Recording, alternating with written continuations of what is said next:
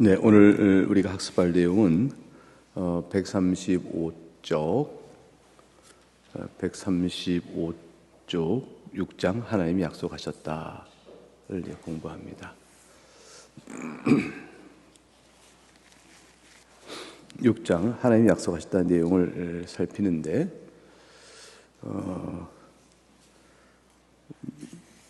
약속하셨다라는 제목이 붙은 것은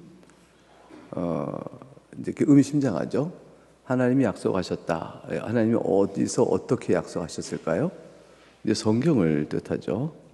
그러니까 성경은 하나님의 약속을 우리에게 전합니다. 이제 그것과 같은 제목이 됩니다. 이것은 저자가 바르게 알고 있듯이 성경을 읽는 하나님의 우리에게 주신 바 된 의도, 그것을 성경에서 읽어야 되고 그 의도에 따라 성경이 주고 있는 메시지의 내용을 바르게 알고 해석해야 되는데, 한마디로 성경은 어떻게 읽어야 하는 것입니까?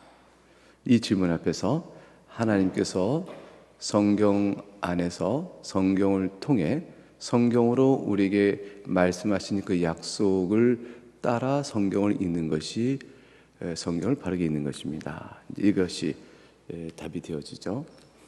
이 약속을 이제 신학적으로는 다 언약 그렇게 얘기합니다. 약속을 그냥 주신 것이 아니고 언약의 형식을 따라 주셨기 때문에 언약 그럽니다. 그 성경은 아담과 하와를 만드시고 바로 언약을 맺으신 일로 인해서 나중에 예수 그리스도께서 새 언약을 내가 너희와 맺노니라고 말씀하신 그 내용에까지 여러 모양의 다양한 측면에서의 언약을 비춰줍니다. 언약은 대개 이제 크게 두 가지로 나뉘는 것이에요. 하나는 아담과 맺으신 우리가 행위 언약이라 하여 여지껏 학습했던 내용의 그런 형식이 있고요. 행하면 네가 살 것이고 불순종할 때 이제 화를 당하겠죠. 그 언약의 구조, 우리의 초점을, 언약의 구조의 초점을 행위 순종과 불순종으로 보면 행위 언약 이렇게 얘기하고, 창조 시점에 하나님이 바로 주신 언약이니 창조 언약이다 이렇게 얘기도 하고 그렇게 합니다. 이런 언약과 달리 아담의 실패 이후에 하나님 주신 언약은 살리기 위한 언약을 주시죠. 행위 언약에 따라 멸망에 이를 자들에게는 언약이 따로 없습니다. 행위 언약의 영원한 그 행위 언약에 담아 있는 그 언약의 심판대로 심판의 시행이 될 따름이에요. 그런데 그리스도 안에서 택하신 백성들을 향한 하나님의 구원을 위한 일은 그 언약적 구조 안에서 담겨져 있으니 그 언약 전체는 다 우리가 은혜 언약이라 이렇게 말합니다. 그러니까 하나님께서 값없이 주시는 선물로 생명을 받아 누리도록 하시는 내용을 하나님께서 약속해 주신 것이죠. 그래서 하나님께서 언약을 맺으시니 그 언약은 하나님 자신에게, 하나님 그분 자신의 기쁘신 뜻에 따라서 우리에게 주어진 것이요, 그분 자신의 기쁘신 뜻에 따라 그 언약을 신실히 지키시는 의무와 부담을 스스로 짊어지신 것이에요. 그래서 하나님의 모든 우리에게 주신 은혜 언약은 우리에게는 값없는 선물이요, 하나님에게는 값을 치르시는 일이 되어집니다. 그리하여 은혜 언약이라 하는 것이 주어지는데, 그러면 아담 타락 이후로부터 바로 주어지는 은혜 언약이 있어요. 창세기 3장 15절 원복음이라 합니다. 여인의 후손이 뱀의 머리를 짓밟을 것이다 라고 되어지는 내용 속에 담겨있는 그것이 가장 원시적이요 최초의 복음이라 하여 되어지는데, 이때로부터 시작하여 은혜 언약의 계시의 말씀이 이렇게 저렇게 다양한 측면으로 주어집니다. 그러니까 성경에 나와 있는 하나님의 약속은 언약적으로 두 가지가 있을 뿐이에요. 하나는 행위 언약이요 은혜 언약이다 이렇게 되어 있을 뿐입니다.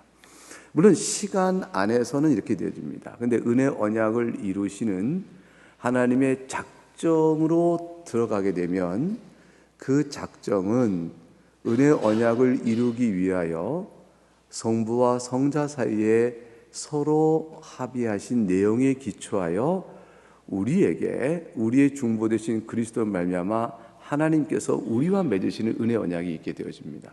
이 은혜 언약은 성부와 성자와 성령 삼일체 하나님께서 우리와 맺으시는 언약을 가리켜 은혜 언약이라 하고, 그 은혜 언약의 실행을 위하여 성부와 성자 사이에 영혼 안에서 협의하시고 논하시고 약속하신 내용을 특별히 우리가 구속 언약 그렇게 말합니다.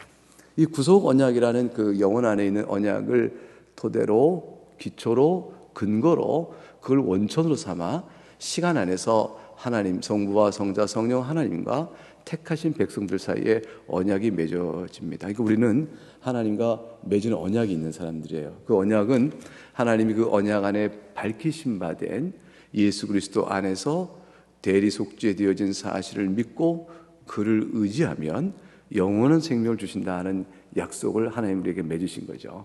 우리는 그 언약을 받고 있는 자이기 때문에 하나님 앞에서 그 주신 바 된 언약의 내용에 따라 실행하면 그 실행은 언약을 이루어가는 성취적인 조건이요, 그 성취 조건은 경과적인 조건이에요. 그걸 우리가 스스로 발언하여 내가 힘으로 하는 것이 아니고, 내가 제시한 언약이 아니라 하나님 내리시는 언약을 받아 거기서 약속된 결과를 누리기 위한 절차적인 수단이에요.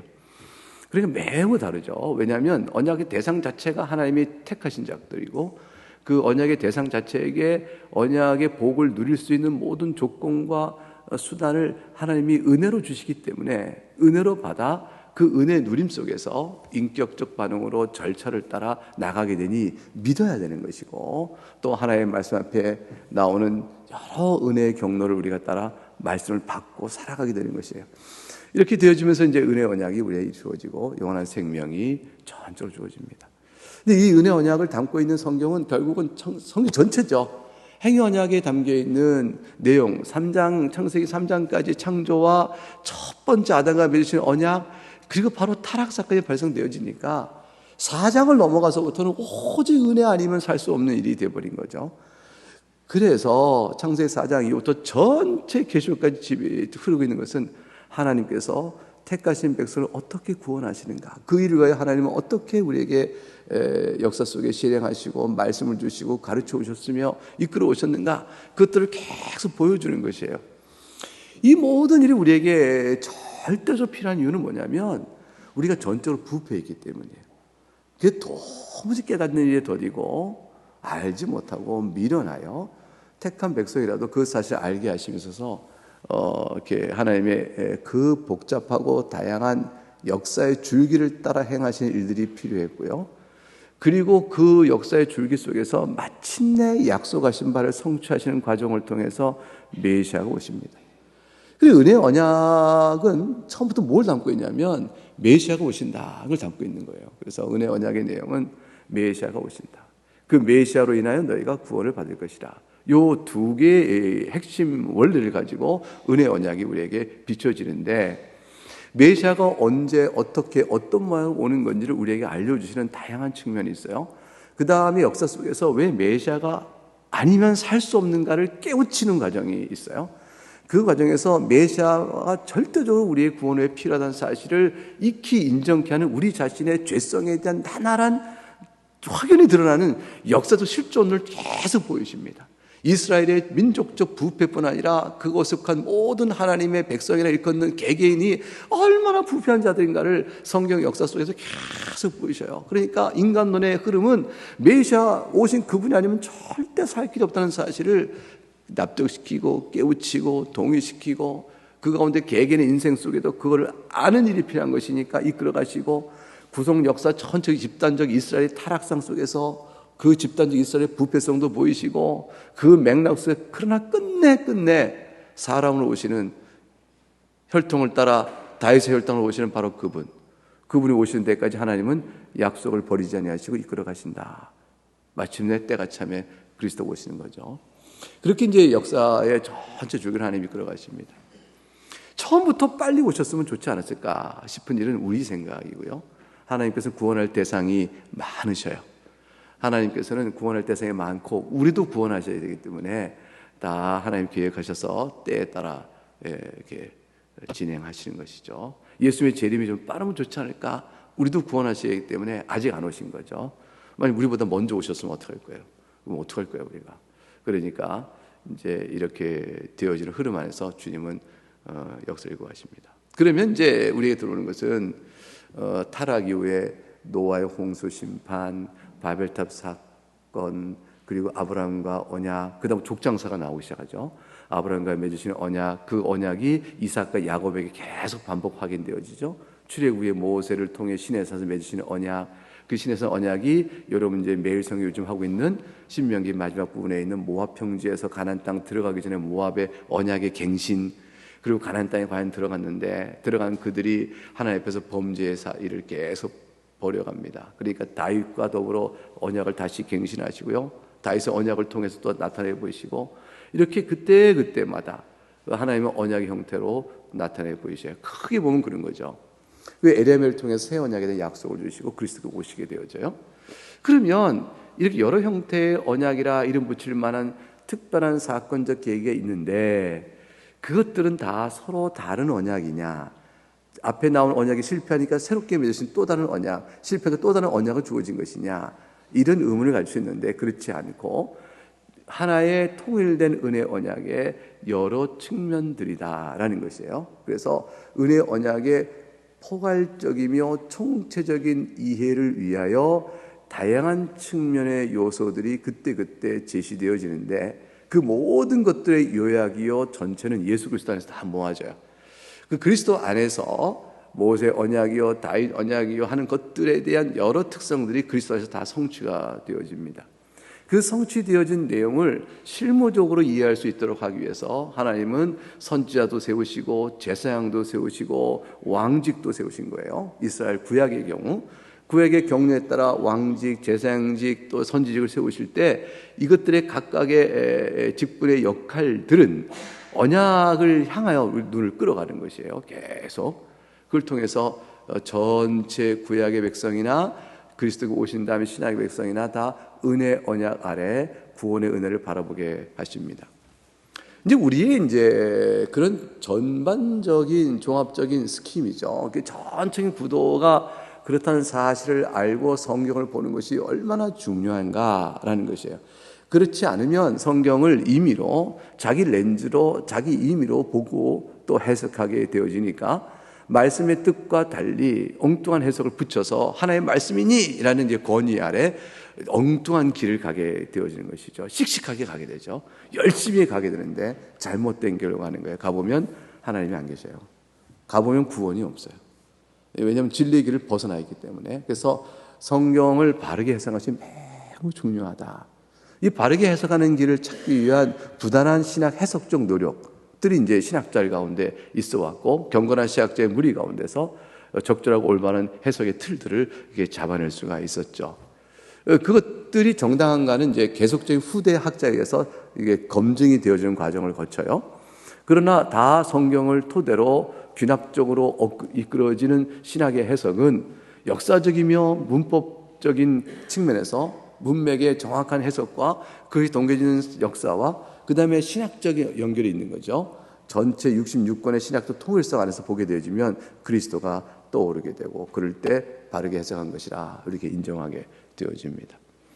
따라서 6장은 하나님이 약속하셨다라는 이 말씀은 성경에 담겨있는 하나님의 언약을 바르게 이해하고 그것이 바로 성경을 바르게 읽는 관점이다라는 사실을 우리에게 선포하고 있는 거죠. 자, 그렇다면 이제 처음에 이제 135쪽에 저자인 마이클 호튼이 이제 자신의 경험을 얘기하기 시작해요. 자, 그래서 위에서 보게 되면 첫 줄 보면 나는 성경을 사랑하는 교회에서 성장했다. 주일학교에서는 그저 과자나 음료를 나눠주기만 하고 아이들을 이렇게 교회 끌어오는 데 끝내지 않고 성경을 누가 빨리 찾나 이런 게임도 하면서, 그러면 놀이를 하면서 그러면서 우리가 성경에 친숙하도록 만들어주는 교회를 다녔다 이렇게 돼 있어요. 근데 우리 주일학교 애들도 성경학교 거치게 되면 66권 순서를 쫙 꿰잖아요. 이렇게 막 누가 더 빨리 찾나 애들도 막 하고 그러고 조금 그거 다 외운 다음에 찾는 일에 즐거움이 뱉어서 엄마보다 내가 빨리 찾았다 뭐 이렇게 애들이 막 그러기도 하고 그래요. 굉장히 좋은 분위기죠. 근데 문제는 뭐냐면 성경을 자료로는 그렇게 어디 있는지 아는데 성경 스토리가 어떤지는 어려서부터 못 박히게 귀에 들어서 아는데 의미가 뭔지를 아는 것은 별개 문제다라는 거예요. 이게 또 다른 문제다는 것이죠. 그래서 창세기부터 요한계시록에 흘러가는 관통의 흐름에 있는 신학적 줄기, 하나님의 신학 줄기의 내용은 하나님의 언약인데 그거를 찾아 성경을 읽을 줄 아는 해석적 안목을 갖는 것은 또 다른 문제였다라는 거예요. 그러니까 이제 어려서부터 교회를 잘 출석해서 이것저것 성경에 대해 아는 게 많고 성경 퀴즈에 대해서 답도 얻고 상도 받아도요 소용이 없을 수도 있는 거죠. 그 모든 것들이 그저 지식의 파편으로 얽혀진 것이지만 꾀는 구슬의 전체 디자인이 잘못되면 엉뚱한 모양을 만들어내지 않겠어요? 그러니까 정말 조심하는 게 이단은 신학이 아니라 성경을 가지고 가르친다고 주장해요.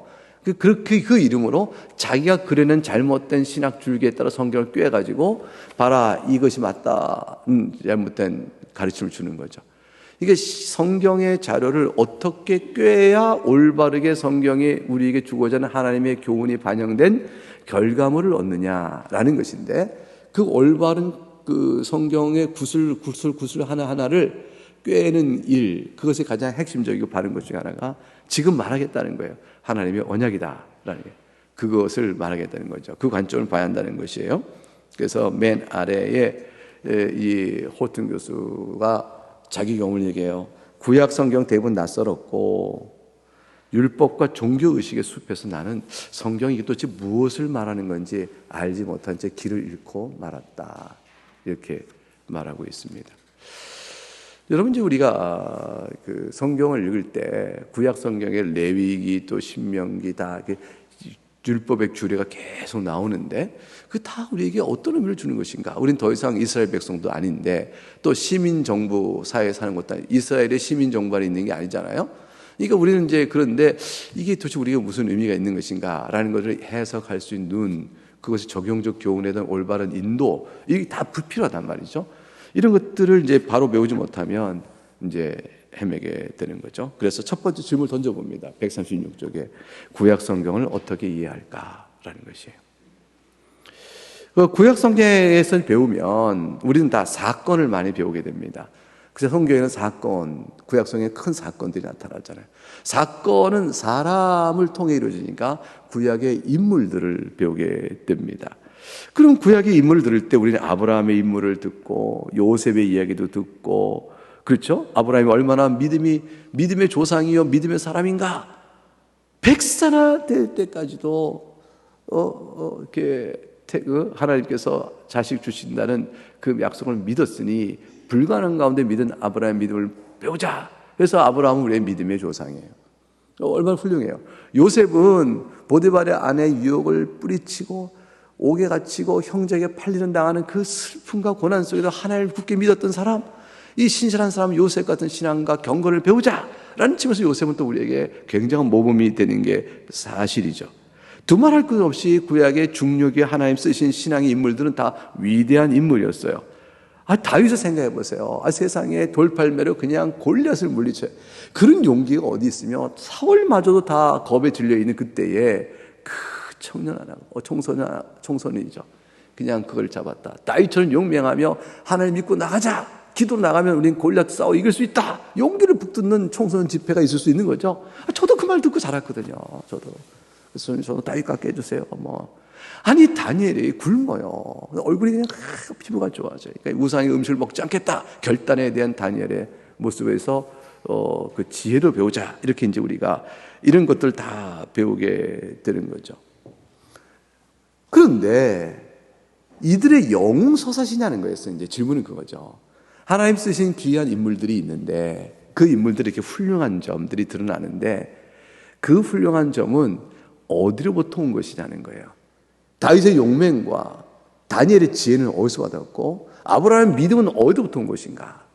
그 요셉의 그 신실함은 어디로부터 온 것인가? 그 질문 들으면 이들 개개인의 인간론적 답이 안 나온다는 것이. 왜냐면 다 부패한 죄인이거든요. 이들이 인간론적으로 답을 얻을 수 없고 이들에게 미쳐있는 하나님의 신론적 은혜가 있어야만 나오는 결과물이 그들에게 나온다는 거죠. 열매인 거죠. 은혜의 열매인 거예요. 그러니까 아브라함의 믿음을 보면서 아브라함에게는 똑같이 성정이 우리와 같은 사람인데 엘리야도 우리와 같이 성정이 똑같은데 기도하니 하늘에 비가 내렸다. 그런 것처럼 다를 바 없는데 왜 이들에게 신앙의 위인적인 면모여 하나님의 중요한 계시 사건마다 훌륭하게 쓰임 받았는가 할 때에 이들 하나하나 속에 영웅의 높임이 아니라 이들 배면에 역사하시는 하나님의 은혜의 손길을 봐야 되는 거죠. 그리고 가만히 듣다 보니까 사람으로 아브라함은 우리와 다를 바가 없었다.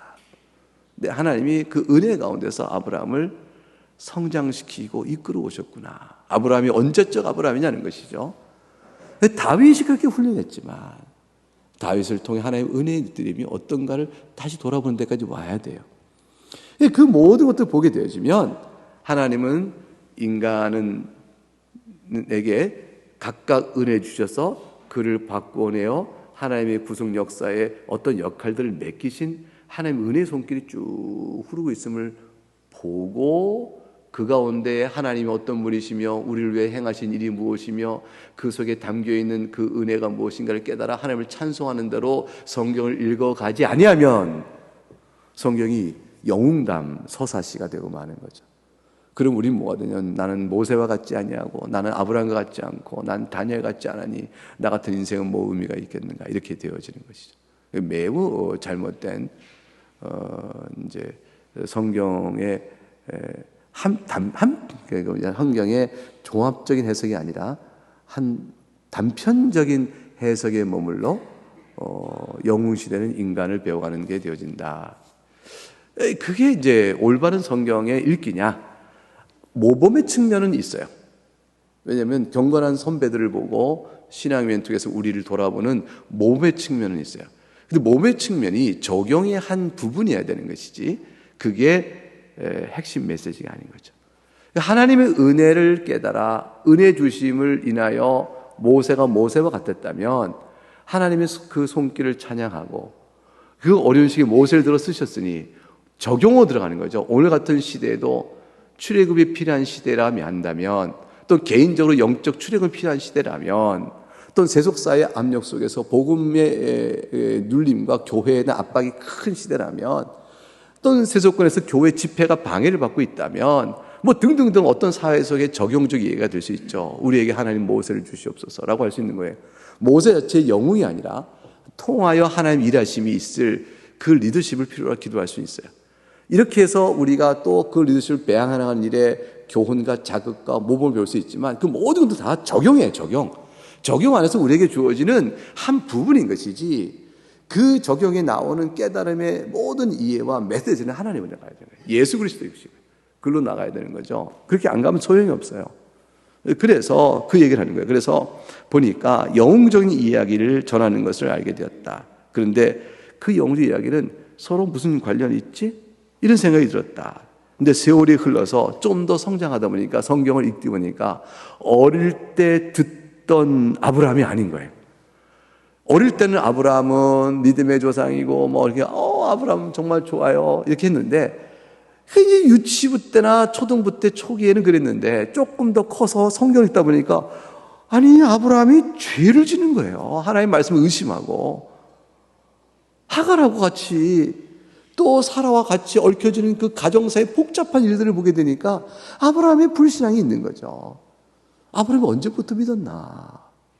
뭔가 하는 생각이 들게 되는 거죠. 그러고 보니까 모세가 약속의 땅에 못 들어가요. 하나님의 말씀에 불순종하여 그의 죄성이 그냥 거룩한 하나님의 사역 앞에 온전히 쓰임받지 못하는 성적인 폭발이 드러나거든요. 모세가 인간이 없구나 이걸 보게 되는 거잖아요. 도대체 삼손 사사인데 그 영광스러운 능력을 입은 자가 결국은 타락하여 결국 힘을 다 잃게 되어지고 마지막에 비참한 죽음 속에서 사사의 역할을 딱 한 번 하잖아요. 그 이전에 딱 한 번이란 말은 아니지만 그 전에도 이제 몇 번 물리쳤지만 결국은 조롱과 멸시 속에서 마지막 하나님께 엎드린 기도 속에 하나님 응답하심으로 말미암아 마지막 자기 죽음으로 사사의 역할을 한번 해요. 삼손의 일이 삼손의 능력이 아니라는 것이죠. 하나님이 삼손을 불쌍히 여기시고 이스라엘을 불쌍히 여기시며 그 삼손의 모습은 당시의 이스라엘 영적 상태를 그대로 반영하기도 하죠. 그래서 사사인 삼손 안에서 인간론적 영웅신은 사라지고 영웅됨은 사라지고 오히려 인간의 타락이 드러나고 그리고 그의 직분의 이행에 마지막 죽음으로 바쳐지는 상황 속에서 하나님이 그의 응답을 베푸심으로 사사의 역할을 하게 하셔요. 삼손은 그 마지막 죽음으로 이루는 사사의 역할을 통해서 하나님 앞에 무한한 감사를 올리게 될 거예요. 그런데 그 삼손의 타락상은 하나님 은혜를 입었으나 영적으로 타락해버린 이스라엘상을 그대로 반영하고 비춤이 있죠. 그래서 그 속에는 영웅은 사라지는 거예요. 뿐만 아니라 죄, 그래서 전체적으로 보게 되면 그 성경 속에는 인간이 죄인이요 하나님의 은혜 외에는 살 길이 없고 또 그 가운데 오래 참으시는 하나님의 신실하신 사랑 그리고 버리지 아니하시고 하나님께 또 그때그때 은혜 주셔서 종들을 세워 어떻게든지 다시 이끌어 가시는 하나님의 오래 참으심과 신실함과 지혜 이런 것들을 우리가 계속 깨닫게 되어지면서 2000년 교회를 이끌어 오신 하나님의 손길도 같이 보는 거죠. 교회가 언제 하나님 앞에 온전했어요? 언제 하나님 앞에서 교회가 온전하며 자랑스러웠냐고 말이에요. 그런 교회 없어요. 그런 게 없어요. 언제 우리가 하나님 앞에서 개인의 일생 속에서 내놓을 만한 인생을 신앙적으로 살아요? 그런 거 없어요. 왜냐하면 바울도 아니라고 그러는데 바울도 자기의 삶 속에 그 훌륭한 사역을 한 바울도 하나님 앞에서 내놓을 것이 없다. 오직 받은 바 은혜 앞에 살 따름이다. 그렇게 말하는데 누가 명함을 내밀겠어요? 소용이 없는 일이죠. 이 2000년 교회사 속에서 그렇게 연약한 교회를 오래 참으셔서 어떻게든 복음을 전하시는 거예요. 그러니까 신학으로는 우린 개혁신학이야말로 성경신학인데 이 복된 신학을 다 모르고 엉뚱한 신학적인 다른 이견을 가진 사람들이 또 예수의 이름을 높이며 나가요. 그러면 다른 교파가 형성된 거죠. 그런데 하나님은 거기서도 또 쓰임을 쓰셔요. 거기서도 예수 믿고 구원할 또 사람을 만나게. 왜냐하면 전 세계가 보편 전 세계를 개혁신학은 다 바닷물 넘치듯 하지 않으셨어요. 하나님 참 이상해요. 저는 하나님께서 하나님 이상하다는 말은 틀린 말이고 하나님의 섭리가 참 그러셔요. 아니 이 신학이 이게 가장 좋은데 온 교회가 초대교회로부터 다 개혁신학으로 쫙 일관되게 한 가지 가르침으로 진군하게 만드시면 전 세계 어디에나 개혁신학일 거 아니에요. 통일된 교회일 텐데 안 그러시고 별 그럴 제가 이해 안 가요. 조금 왜 그렇게 생각해? 이럴 수 있는 다양한 교파를 다 허락을 하셔요. 근데 그 속에서 하나님이 그를 통해서 택한 자를 불러내신 일들을 다 하셔요. 그건 굉장히 중요한 암시를 주는 거죠. 신학을 사람이 하나, 사람이 이 땅에 있는 지식의 오류와 한계 안에서 신학을 해가고 연구하는 가운데 가장 중요한 가치를 발견해가는 지식의 안목과 지혜의 안목에는 조금씩 차이가 있다. 그리고 영적인 부유함에 차이가 있다. 그리고 가장 중요한 것은 따라서 하나님 앞에서 진실성과 신실함이다. 각기 받은 신학 안에서 말씀에 가르치는 바대로 얼마나 신실하냐에 따라서 하나님은 또 귀히 보시는 것이 있구나. 이렇게 볼 수밖에 없어요. 역사가. 이건 이제 신학의 안목으로는요 갈등과 다툼이었어. 너 틀렸고 나 맞아 이게 되는데 교실서 하는 신학의 안목이 아니고 눈을 들어 역사의 실존을 역사하시는 하나님의 섭리를 보게 되어지면 딱 남는 경우는요 용납과 관용이에요. 그 하나님 앞에 맡기는 것이에요. 그리고 나는 주 앞에서 받은 은혜대로 얼마큼 내가 살아가냐 숙제로 남아요. 그것이 남는 것뿐이에요. 개혁신학은 개혁교를 일구 가며 충실할 따름이에요. 저 사람들은요 주께서 네가 걱정할 바가 아니다 그러시면 네가 걱정할 바가 아니다. 그런 역사 속에 살아가는데 보니까 어떻게 되냐면 삼손 그렇죠. 이제 호트 재밌는 얘기했어요. 내가 삼손처럼 맨 밑 136쪽 밑에 두 줄 보세요. 내가 삼손처럼 근육질은 아닌데 삼손처럼 내 삶이 별반 다르지 않았다 그랬어요. 그러니까 이제 홀튼에게 근육질은 지식의 근육질이겠죠. 공부를 잘하셨을 테니까. 그러나 인간은 결국 그렇다 하는 것이에요. 성경을 바르게 알고자 하는 믿음의 중심성에 찾아오는 개혁의 신학의 그 고귀성 앞에 감동받는 일들은 다 은혜예요. 은혜의 선물을 많이 받은 거예요. 저는 확신합니다. 여러분, 개혁신학 안에서 따라 성경을 읽고 배우고 말씀의 강론 듣고 신앙하는 것을 여러분 다른 어떤 일보다 많은 것을 받으신 거예요.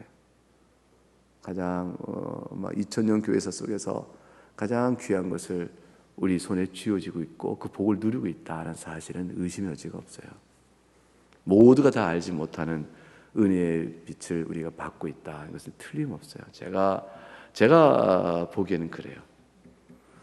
근데 저한테 동의 안 하는 사람들은 딴 얘기예요. 아, 그래? 당신께 제일 좋다고? 이게 이건데 무슨 소리야? 성경이 이게 더 맞는 거지. 근데 동의를 안 해요. 그럼 뭐 어떻게 해요? 예수님 잘 믿자. 그리고 악수하고 어깨 툭툭 쳐주고 우리 하나님 잘 믿자. 그렇게 되는 것으로 되는 거죠. 그러나 제가 볼 땐 그래요. 받은 것이 많아서 책임도 커요. 은혜의 빛 아래 오게 되면서 하나님 앞에 지식으로는 더 없는 큰 은혜의 지식을 받았다. 루터파 사람들은 개혁파 신학을 좀 낮춰봐요. 왜 이렇게 교만한지 모르겠어요. 근데 우리가 루터파는 틀렸다 하는 거랑 똑같아. 그러니까 루터파 사람들 만나보면요, 루터파 신학자들의 그 자고심 그리고 프라이드는 어마어마해요. 견고해요. 그래서 도대체 이해가 안 되는 각질에 쌓인 것처럼 성경의 바른 이 개혁신학의 영광스러움을 못 본다 싶은데 루터파는 우리가 안 그렇다고 생각해요. 거꾸로 똑같은 시각으로 봐요. 너무 재밌어요. 그 옛날에 그 16, 17세기 때요, 루터파 사람하고 개혁파 신학자는 아침에 굿모닝도 안 했어요. 얼굴 보고. 얼마나 서로 이랬는지. 그래서 칼비니스트 이거요, 원래 루터파가 우리를 조롱했던 표현이에요. 예수쟁이 안디옥에서 불렸던 그리스도인의 말하니 그리스도 믿는 자를 조롱하는 말이었다라는 얘기가 있는 것처럼 칼비니스트 이거는요, 이 손가락자는 조롱의 말이었어요. 근데 우리는 영광스러운 말로 봤잖아요. 근데 이제 하이델베르크에서 루터파하고 개혁파하고 교수진이 섞여 있었고요. 어느 때는 이제 영주가 누구냐에 따라서 루터파 신학이 득세하고 개혁파 신학 득세하고 이렇게 했었는데 패컬티를 막 바꿔버리고 막 그러셔가지고, 근데 자기들끼리 의견 다퉈서 아침에 쳐다도 안 봐요. 아침에 만나면 이제 세상 말로 재수 없는 사람 격이 되는 거예요. 인사도 안 했대요. 굿모닝도 안 한 거예요. 그만큼 신학으로 인한 갈등과 그 비아냥. 아니 돌트 총회에서도 전천설과 후천설 관계에 있어서 그리스도의 속죄의 범위와 보편성의 부르심과 실제 적용에서의 그 제한성의 문제가 예민한 문제였단 말이에요. 그 토론의 과정 속에서 총대끼리도 그냥 칼을 들고 결투를 신청하는 일이 있었거든요. 그러니까 그러나 이제 잘 화해가, 물론 싸움은 안 났지만, 이제 우리는 신학이란 것은 우리에게 서로 다른 걸 용납하기 어려운 감정적 대립까지 올 만큼 예민해져요. 그만큼 내가 정확하다고 보기 때문이죠. 근데 하늘에 올라가 보면 다 신학적 제한과 오류가 있어요. 개혁신학이 왜 훌륭하냐면 성경 말씀에 따라 계속 개혁되어지는 교회다. 우리가 그거를 얘기하거든요. 그러니까 개혁된 교회, 레포르마타 에클레시아, 셈페르 레포르만다 에스트리게요. 그러니까 뭐냐면 개혁된 교회는 항상 늘 레포르만다 에스트, 개혁되어야 한다. 뭐에 의해서 개혁되어야 하냐? 말씀. 그 뭘 전제하냐면 완성된 신학이 아니라는 거죠. 이 땅의 신학은 다 모형 신학이에요. 모형 신학. 원형 신학은 하나님께 있어요. 이거 모형 신학에 기초한 거기 때문에 우리는 그림자 신학하고 나그네 신학을 하는 거예요. 나그네 신학이 천상에 이를 때에 우리 그때 영광된 신학을 비로소 보게 되어져요. 그러니까 이 땅에는 모형 신학이요 나그네 신학은 한계가 있는 거죠. 그래서 개혁 신학은 하나님의 주권 앞에서 겸손해요. 우리가 믿는 바는 이것이 최선이요, 이것이 가장 성경적입니다. 우리가 보기에는 most biblical해요. 우리가 볼 때는. 그러나 한계가 있음을 알고 더욱더 우리도 이 신앙을 발전시키고 바꿔갈 수 있기를 원합니다. 그러나 당신 생각은 우리가 아닌 것 같습니다. 그것이죠. 이게 되어집니다. 그래서 겸손해야 됩니다. 이제 배워가는 가지고서 다윗이 등장하네요. 다윗이 말해요. 보니까 홀튼이 그걸 봤어요. 다윗이 봤더니 다윗이 그렇게 하나님의 마음에 합당한 사람 아니었어요? 137쪽 위에서 첫 줄에. 그런데 그가 정욕에 이끌려서 간음죄를 범해요. 살인죄를 범하고 말잖아요. 사람이라는 거예요. 근데 단순히 그 죄로 인하여 다윗도 인간에 불과했어 라는 것에 넘긴 게 아니고, 하나님은 그 왕직에 있었던 선지직까지 감당했던 다윗을 그와 같은 죄의 양상을 가진 한낱 인간을 보이시면서 그걸 통하여 고백되어진 참회시가 성경에 기록되어져 오늘 우리에게 한 가지 시사하는 중요한 신학적 발전의 토대를 주잖아요. 그게 뭐예요? 전적 부패잖아요. 그러니까 하나님은 그 모든 역사 속에 사라진 사건을 통해서 어떤 인물이든지 절대 영웅이 없는 거고 오직 그리스도만이 완전하셔요. 사람들 속에는 다 개인을 통한 구원 역사의 전개, 개개인의 구원 역사 앞에서 인간됨에 대한 부패성에 대한 고백, 메시아 오심에 대한 갈망. 다윗은 자기가 예표하고 있는 원형이신 그리스도의 오심을 갈망하고 기다렸어요. 그가 오시면 죽은 자가 죄에서 죄값을 치르고 부활 영생을 얻을 것을 선지자인 거로 미리 본 거로 자기도 부활할 것을 노래한 사람이 다윗이었다. 이게 베드로의 사도행전 2장에서의 구약 성경 해석이었어요. 올바른 성경 해석 관점이죠. 이런 것들을 보는 것이 성경을 바로 읽는 것이다 라는 것이죠. 그래서 137줄 위에 셋째 줄, 도덕적 본보기로 주어진 것이라면 새로운 도덕적 본보기가 더 필요할 것이다. 그러나 항상 본받을 점은 있지만 항상 본받을 완전한 본보기는 아니다. 그런 것이었습니다. 그들의 훌륭한 점은 우리에게 교훈을 주지만, 그러나 그들의 각각의 이야기가 서로 엮어지는 하나님의 큰 플롯이 있는 거예요. 플롯, 디자인이 있는 거죠.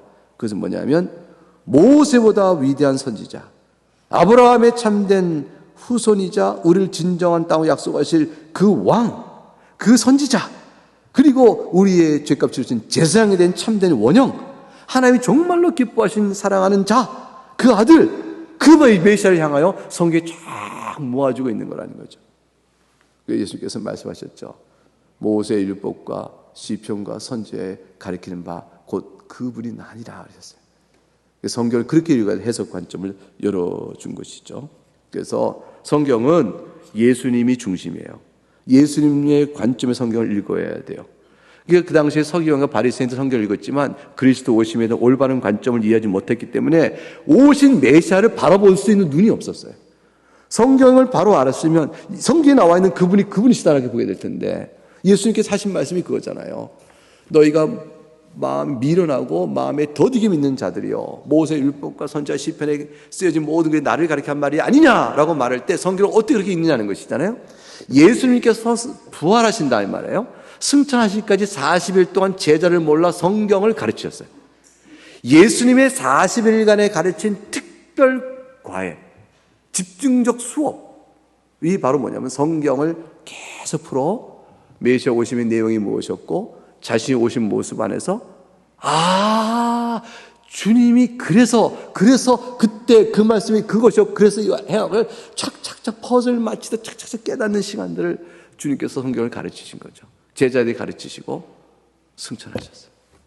그러니까 제자들은 3년 공생을 따라다니면서 그것을 보고 알았으나 아직 그 구슬을 꿰듯 퍼즐 맞히듯 성경 전체에 조망하는 그 지식의 지혜의 조명 깨달음까지는 아직은 못했죠. 그러니까 예수님이 죽으신 다음에 흩어져 버리는 거죠.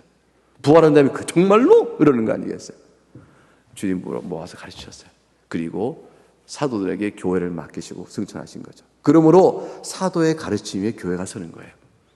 사도의 가르침은 예수님이 지금 말씀하신 이 성경의 내용을 다 풀어주신 거예요. 그러니까 성경대로 우리가 믿어야 하는 것입니다. 그래서 137쪽에 성경을 읽으라 명령하셨고 그렇게 하셨습니다.